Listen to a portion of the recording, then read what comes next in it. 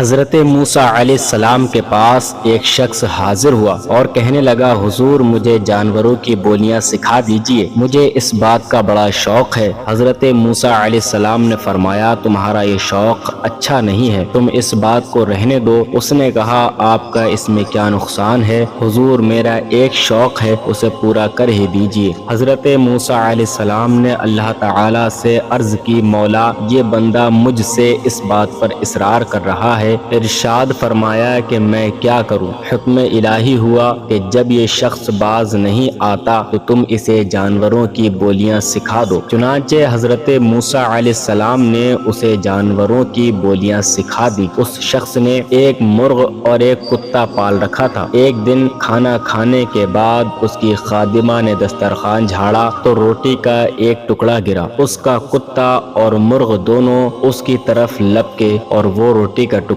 اس مرغ نے اٹھا لیا۔ کتے نے مرغ سے کہا، ارے ظالم، میں بھوکا تھا، یہ ٹکڑا مجھے کھا لینے دیتا، تیری خوراک تو دانا دنکا ہے مگر تو نے یہ ٹکڑا بھی نہ چھوڑا۔ مرغ بولا، گھبراؤ نہیں، کل ہمارے مالک کا بیل مر جائے گا، تم کل جتنا چاہو گے اس کا گوشت کھا لینا۔ اس شخص نے ان کی یہ گفتگو سن کر بیل کو فوراً بیچ ڈالا اور وہ بیل دوسرے دن مر گیا، لیکن نقصان خریدار کا ہوا اور یہ شخص نقصان سے بچ گیا۔ دوسرے دن کتے نے مرغ سے کہا، تم بڑے جھوٹے ہو، تم خواہ مجھے آج کی امید میں رکھا، بتاؤ کہاں ہے بیل جسے میں کھا سکوں؟ مرغ نے کہا، میں جھوٹا نہیں ہوں، ہمارے مالک نے نقصان سے بچنے کے لیے وہ بیل بیچ ڈالا اور اپنی بلا دوسرے کے سر ڈال دی، مگر سنو، کل ہمارے مالک کا گھوڑا مرے گا، کل گھوڑے کا گوشت جی بھر کر کھانا۔ اس شخص نے یہ بات سنی اور گھوڑا بھی بیچ ڈالا۔ دوسرے دن کتے نے پھر شکایت کی تو مرغ بولا، بھائی کیا بتاؤں، ہمارا مالک بڑا بے وقوف ہے جو اپنی آئی غیروں کے سر ڈال رہا ہے۔ اس نے گھوڑا بھی بیچ ڈالا اور وہ گھوڑا خریدار کے گھر جا کر مر گیا۔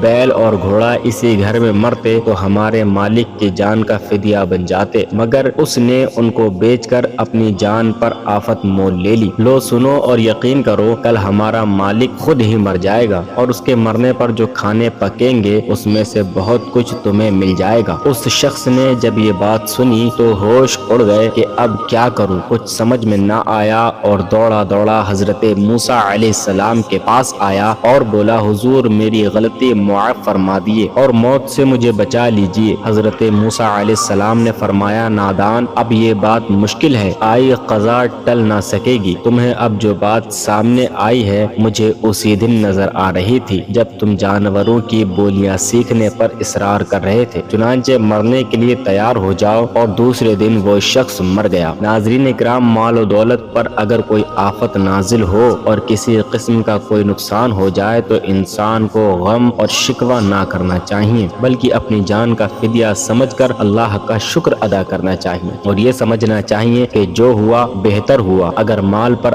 آفت نازل نہ ہوتی تو ممکن ہے جان ہلاکت میں پڑ جاتی۔